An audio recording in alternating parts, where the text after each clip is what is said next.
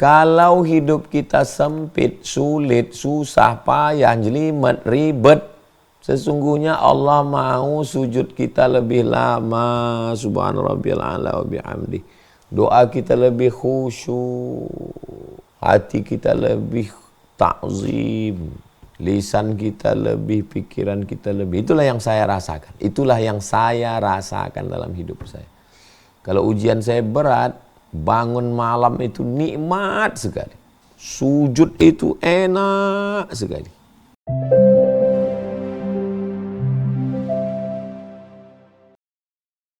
Bismillahirrahmanirrahim. Assalamualaikum warahmatullahi wabarakatuh. Alhamdulillah, Allahumma salli ala Sayyidina Muhammad ibni Abdillah wa ala alihi wa sahbihi wa man tabi'ahu wa mawalah. Bang Alvin Firdaus beserta seluruh tim yang ada di Pontianak, tim yang ada di Riau, Bapak, Ibu, Abang, Kakak, Adik, sahabat jamaah hijrah bersama Ustadz Abdul Somad. Semoga kita semua sehat zahir dan batin, istiqamah iman dan Islam, dibukakan pintu hati untuk belajar, dibukakan pintu hidayah untuk beramal, selalu istiqamah. Barakallahu fikum. Tema kita malam ini, kalau Allah sayang hambanya, kenapa hidupku sengsara? Kalau sayang, ya hidupnya tenang, hidupnya enak, hidupnya nyaman, rezekinya lancar, umurnya panjang, keluarganya sakinah. Tapi kita yang katanya disayang Allah, sudah sholat, sudah tobat, sudah tinggal maksiat, sudah resign dari bank konvensional, sudah berhenti dari nyabu, kok hidupnya sengsara, bertolak belakang. Pembahasan yang pertama, perlu diluruskan dulu, sengsara itu apa? Apa itu sengsara? Apakah kalau nggak makan itu sengsara? Apakah kalau nggak punya rumah itu sengsara? Apakah kalau nggak punya pasangan itu sengsara?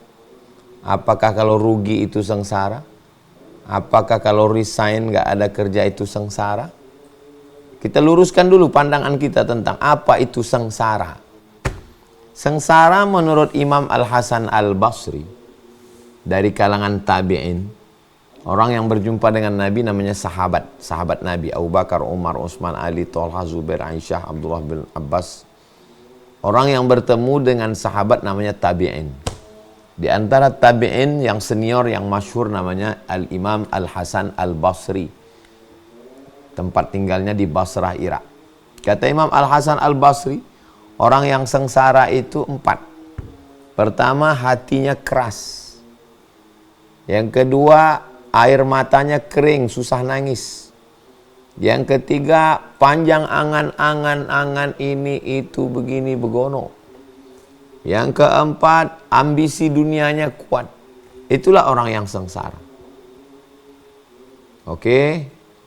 Jadi kalau kita resign, kita nggak makan, kita sakit, kita susah, tapi hati kita lembut, mudah nerima nasihat, mudah melelehkan air mata, enggak panjang angan-angan, enggak terlalu obsesi dunia, kita tidak sengsara.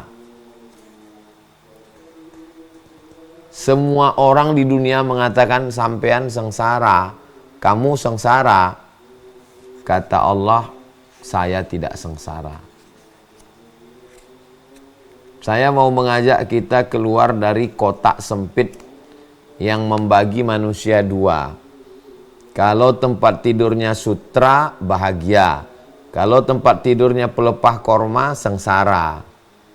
Kalau kursinya emas, bahagia. Kalau kursinya rotan, sengsara. Ini yang buat kotak sempit ini siapa? Dia buatkan kotak sempit, lalu dia masukkan kita ke dalam kotak itu, dan kita nggak boleh keluar dari kotak itu.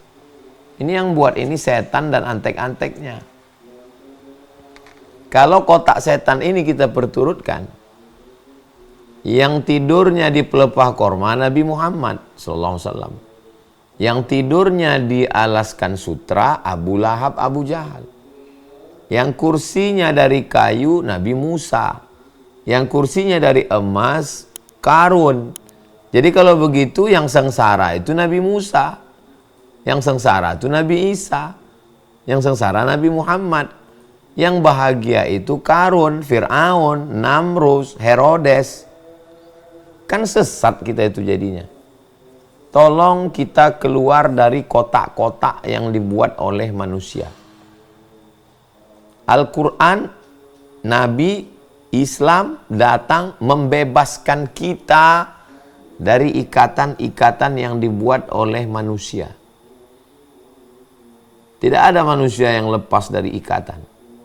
Kalau ada orang mengatakan saya mau lepas dari ikatan agama, kamu lepas dari ikatan agama tapi kamu mengikat dirimu dengan ikatan Karl Marx, Lenin, ateis, komunis. Saya mau melepaskan diri saya dari ikatan agama. Kamu lepaskan diri kamu dari ikatan hukum Islam, tapi kamu diikat oleh hukum konvensional, diikat oleh hukum Belanda. Islam ini datang melepaskan kita dari ikatan manusia, dari definisi manusia. Kamu dikucilkan orang, disepelekan orang karena miskin, kamu nggak sengsara. Kamu di kantor disepelekan orang, dikucilkan orang karena nggak mau ikut geng koruptor, nggak mau nipu tiket pesawat, nggak mau tanda tangan 3 hari jadi 1 hari. Kamu tidak sengsara selama hati kamu tidak keras, air mata kamu tidak kering, tidak panjang angan-angan, dan tidak ada obsesi dunia. Saya tidak sengsara. Walaupun saya disepelekan orang, nggak punya jabatan, dinonjobkan orang, dipecat orang. Kita mesti yakinkan diri kita. Kalau kita aja nggak yakin dengan diri kita, gimana orang kita bisa meyakinkan orang lain? Oke, itu pembahasan pertama, siapa yang sengsara, siapa yang nggak sengsara. Walaupun duitnya banyak, jabatannya tinggi, omongannya dipakai orang karena dia orang kaya, karena pejabat, tapi kalau hatinya keras, air matanya kering, panjang angan-angan, ditelan obsesi dunia, dia sengsara. Menurut Imam Al-Hasan Al-Basri. Jadi kalau begitu, orang yang dicintai Allah tidak sengsara. Karena hatinya senantiasa dekat dengan Allah. Kalau hatinya sudah dekat dengan Allah, air matanya meleleh. Kalau sudah air matanya meleleh, angan-angannya tidak terlalu panjang dan tidak masuk dunia ke dalam hatinya. Maka dia tidak sengsara. Oke, berikut pembahasan yang kedua. Surat Al-Ankabut ayat 2. Ahasiban nasu ayyutraku ayyaqulu amanna. Apakah manusia itu menyangka dia dibiarkan mengatakan amanna, saya beriman. Kalau ada orang mengatakan saya beriman, amantu billah, raditu billah, asyhadu an la ilaha illallah, wa asyhadu anna muhammadar rasulullah. Apakah Allah membiarkan dia begitu saja? Hasiban nasu ayyutraku. Apakah Allah membiarkan mereka mengucapkan kami beriman lalu dibiarkan begitu saja, wahum la yuftanun, lalu mereka tidak diuji ketika berani mengatakan asyhadu an la ilaha illallah wa asyhadu anna muhammadar rasulullah, ketika berani meninggalkan maksiat kepada taat, meninggalkan taghut kepada Allah, meninggalkan berhala kepada la ilaha illallah, maka pada saat itu kita sedang mengatakan ujilah aku. Maka ujian datang. Ketika ujian datang, kok kita malah ngomong, kok aku sengsara? Ini kan nggak ngerti. Makanya hijrah itu jangan cuman hijrah celana, hijrah baju, dari baju kaos jadi gamis, jadi celana dari celana training jadi jubah, dari tidak berbulu menjadi berbulu. Tidak sesimpel itu hijrah itu. Hijrah itu adalah pemahaman. Hijrah itu adalah pengertian. Hijrah itu adalah ilmu. Resign dari riba, resign dari leasing, resign dari net club, resign dari sonhorek, resign dari maksiat, lalu kemudian setelah itu pakai jubah ke masjid, begitu datang ujian, goncang. Katanya Allah sayang sama saya, kok saya sengsara? Itu makanya ilmu, paham, ngerti. Kamu tidak sengsara, kamu sedang menjalani konsekuensi dari ucapan asyhadu an la ilaha illallah wa asyhadu anna muhammadar rasulullah. Maka datang ujiannya. Karena Allah nggak akan membiarkan orang mengatakan aku beriman kepada Allah kalau dia tidak diuji. Surat Al-Ankabut ayat 2. Berikutnya pembahasan yang ketiga. Ujiannya apa aja? Al-Baqarah 155. Al-Baqarah 155. Walanabluwannakum, kamu pasti. Kalau sudah pasti nggak ada ngelak. Lam dipangkal, nun di ujung. Menurut kaedah bahasa Arab nahwu namanya litaukid, penekanan makna. Walanabluwannakum, kamu pasti kami uji. Tapi ujiannya itu bisyai, kecil, little, nggak ada apa-apanya. Minal khauf, takut. Walju', lapar. Wa naqsim minal amwal, kurang harta, bangkrut, rugi.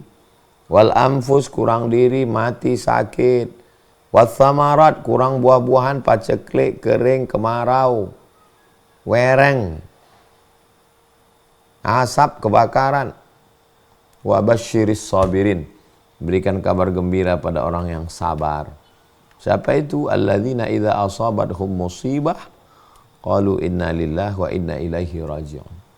Orang-orang yang ketika diuji Allah Subhanahu wa taala, dia mampu mengatakan inna lillah. Ini semuanya datang dari Allah.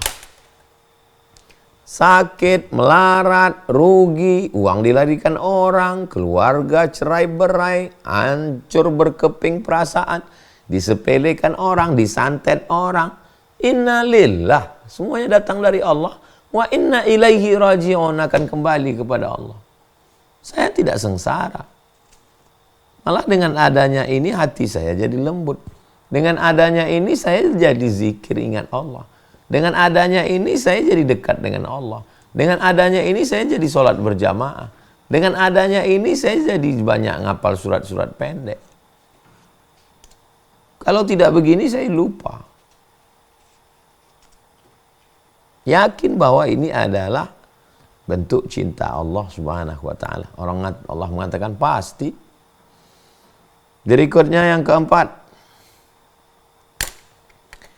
Inna izamal jaza ma'a azmil bala. Sesungguhnya besarnya balasan pahala sesuai dengan balasan ujiannya. Wa innallaha idza ahabba qauman ibtalahum. Kalau Allah cinta kepada seseorang, kalau Allah sayang kepada seseorang, ibtalahum, orang itu diujinya. Apa tanda cinta? Ujian. Faman radiya falahur ridha. Siapa yang ridha menerima ujian Allah, maka dia mendapatkan ridha Allah.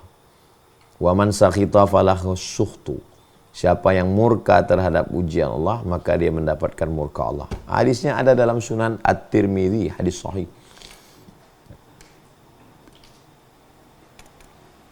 Saya sedang diuji nih Pak Ustadz.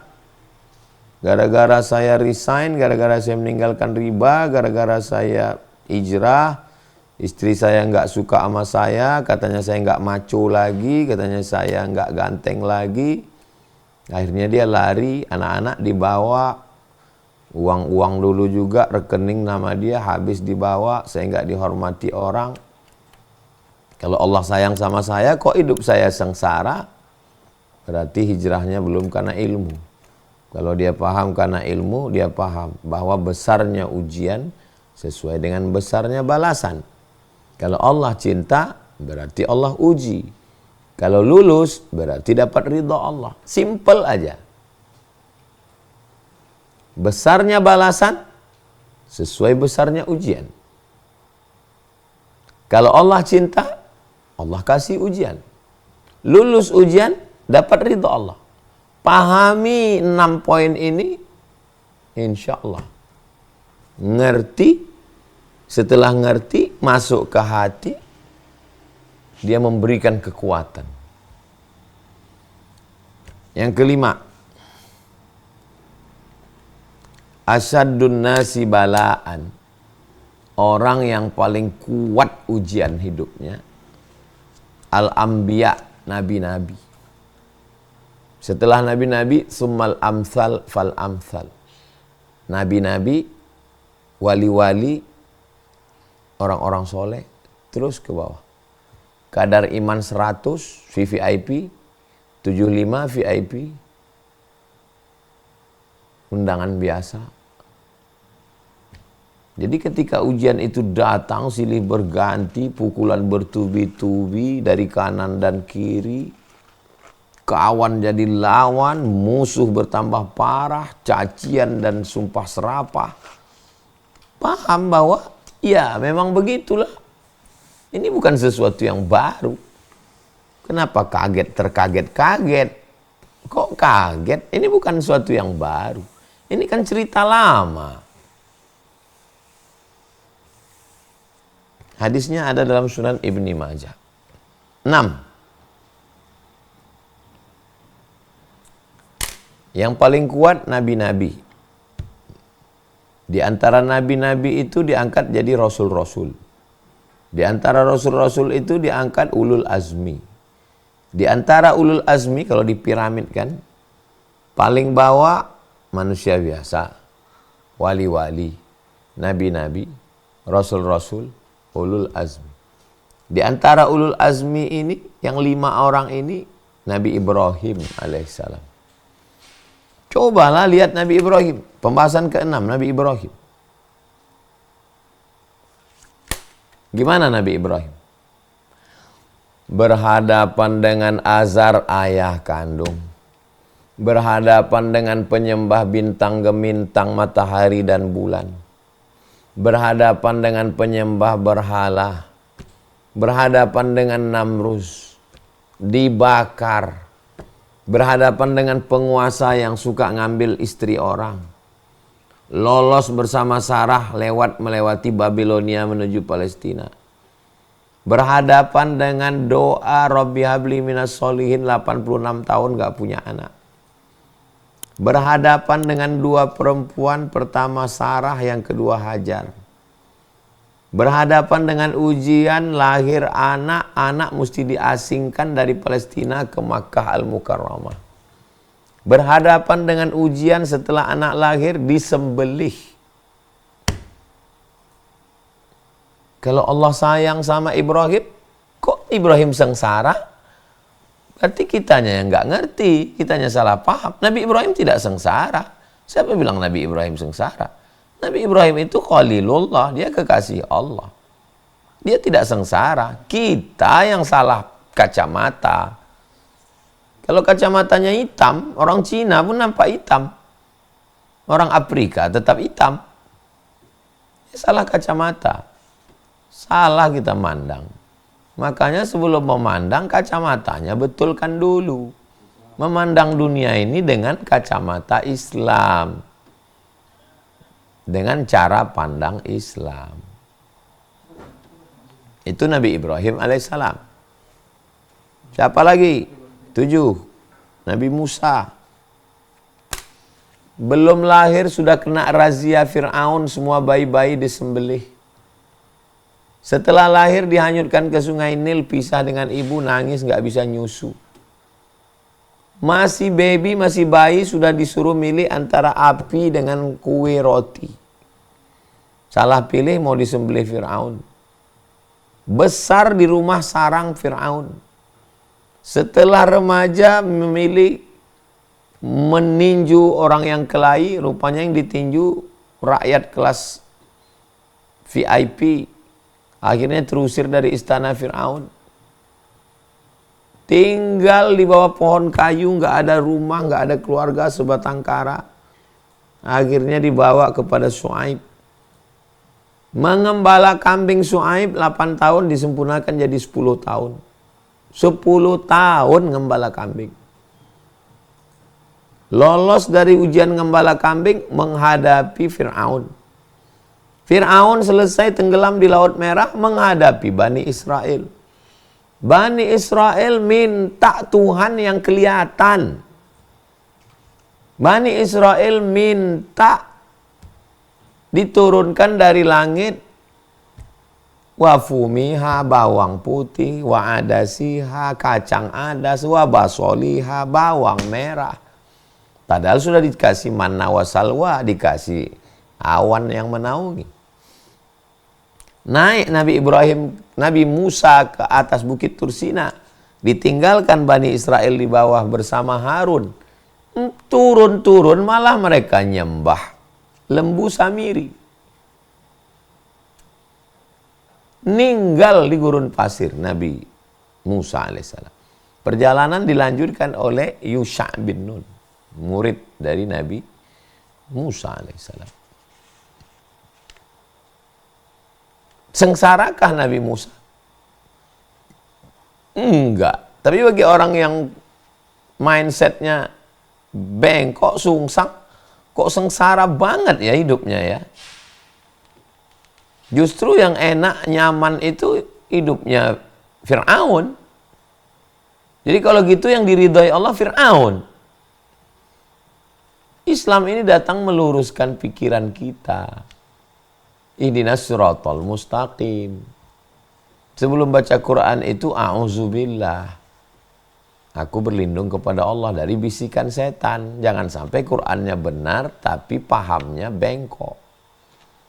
Apalagi zaman sekarang orang macam-macam di internet itu. Orang sekuler, orang liberal, orang ateis, orang komunis, PKI, nggak percaya sama Tuhan tapi baca Quran. Bisa bahasa Arab. Dia bengkokkan Al-Quran itu. Makanya kalau tidak punya basic, nggak ngaji benar dengan ulama-ulama kita yang ahli sunnah wal jamaah, saya ngeri saya dapat link-link itu. Yang saya ngerikan itu gimana anak saya, keponakan saya, santri-santri. Tapi memang nggak ada cara lain kecuali ya kita ajar mereka. Kita ajar mereka ilmu, kita pahamkan mereka. Makanya back to basic, mundur ke arah belakang. Anak-anak pahamkan lagi Quran, belajar hadis, bahasa Arab, akidah, fikih, supaya nanti jadi apapun mereka punya pemahaman yang benar bahwa yang saya hadapi ini adalah ujian dari Allah dan dunia ini darul bala. Akhirat itu darul jaza. Darul bala tempatnya ujian. Bukan Allah menyengsarakan.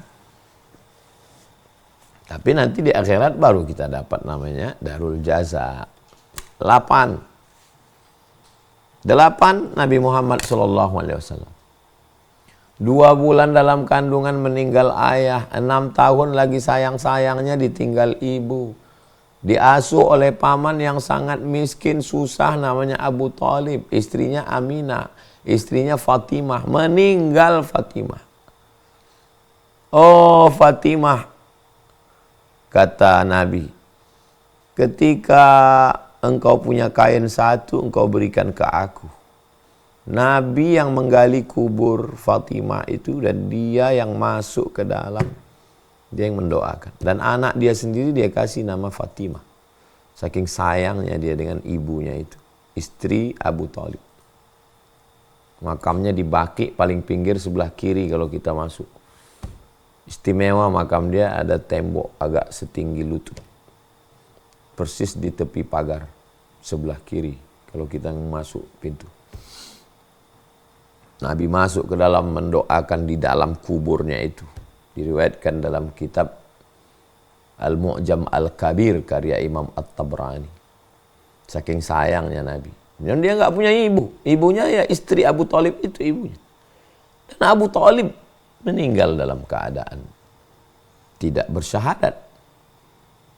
Di tahun yang sama meninggal juga Khadijah, 3 anak perempuannya, Zainab, Ruqayyah, Ummu Kulsum, meninggal dalam hidupnya. Anak laki-lakinya, Al-Qasim, Abdullah. Yang satu lagi dilahirkan oleh Maria Al-Qibtiyah Ibrahim umur 18 bulan. Meninggal juga. Diembargo selama di kota Makkah. Pergi ke Taif, dilempar pakai batu. Basah terompahnya karena darah. Diusir. 13 tahun berdakwah, dihalau hijrah ke Makkah, ke Madinah. Sampai di Madinah, koalisi nih orang kafir musyrik dengan Abu Jahal, Abu Lahab, dengan orang Yahudinya, dengan orang munafik, pura-pura masuk Islam. Diundang oleh orang Yahudi, diracun. Oh, itu kalau orang nggak ngerti, kok Nabi Muhammad hidupnya sengsara ya? Dia tidak sengsara. Allah sayang sama dia, Allah cinta. Nabi Isa alaihissalam, mulai ibunya Maryam dituduh berzina dengan Yosef tukang kayu. Melahirkannya mesti di pinggiran kota. Setelah lahir datang pendeta-pendeta Yahudi itu menuduh, kenapa kamu Maryam, bapakmu bukan orang jahat, ibumu bukan WTS, kenapa kamu bisa lahir punya anak? Nabi Isanya sendiri berkoalisi antara penguasa Romawi dengan orang-orang jahat bersama dengan orang Yahudi, pendeta-pendeta Yahudi berkoalisi karena mereka menemukan musuh yang sama. Yahudi dengan Romawi nggak pernah kompak, pisah jalan terus. Tapi untuk menghantam Nabi Isa, ketemu musuh yang sama. Mereka hantam Nabi Muhammad SAW, Nabi Isa alaihissalam. Ini orang-orang yang dikasihi Allah, kekasihnya Allah, Habibullah. Apalagi kita. Allahumma sholli ala sayyidina Muhammad wa ala alihi. Yang terakhir, yang 9. Kalau hidup kita sempit, sulit, susah, payah, jelimet, ribet, sesungguhnya Allah mau sujud kita lebih lama. Subhana rabbiyal a'la wa bihamdi. Doa kita lebih khusyuk. Hati kita lebih ta'zim. Lisan kita lebih, pikiran kita lebih. Itulah yang saya rasakan. Itulah yang saya rasakan dalam hidup saya. Kalau ujian saya berat, bangun malam itu nikmat sekali. Sujud itu enak sekali. La ya'rifuha illa man dzaqaha. Tidak ada yang bisa merasakannya kecuali orang yang pernah mengalaminya. Ini nggak bisa ditulis di buku. Oh, ini cerita masalah rasa. Yang bisa merasakannya ya orang yang pernah mengalaminya. Yang tahu rasanya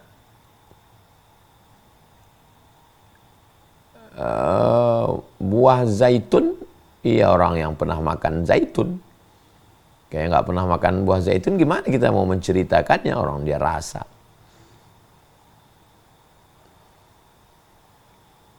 Itu 9 poin kajian kita malam ini.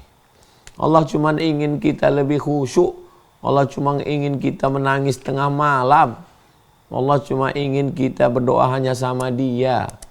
Kalau kau sedang susah, melarat, hidupmu payah, kata orang kau sengsara, nggak ada satupun yang nolong, kawan lari, sahabat pergi, kawan jadi lawan, berarti itulah doamu yang dikabulkan Allah. Loh, kok itu doa yang dikabulkan Allah? Iya, karena selama ini kita doa hasbunallah wa ni'mal wakil, hasbunallah wa ni'mal wakil, hasbunallah wa ni'mal wakil. Cukuplah engkau saja yang menolong aku. Cukuplah engkau saja yang nolong aku. Nah sekarang ketika Allah saja yang nolong, kok heran? Teman saya mana ya? Saudara saya mana ya? Teman satu alma mater yang reunian kemana ya? Kawan-kawan kongko nongkrong kemana ya? Kok nanya? Orang kita memang bilang hasbiyallah wa ni'mal wakil. Hasbunallah wa ni'mal wakil. Hasbunallah wa ni'mal wakil. Hasbunallah. Cukuplah engkau aja ya Allah. Sekarang Allah bilang, cukup aku aja yang nolong kamu. Yang lain enggak. Itu Bang Alvin, 9 poin pengantar dialog kita malam ini. Lebih kurang 40 menit, saya kembalikan ke Bang Alvin Firdaus. Assalamualaikum warahmatullahi wabarakatuh.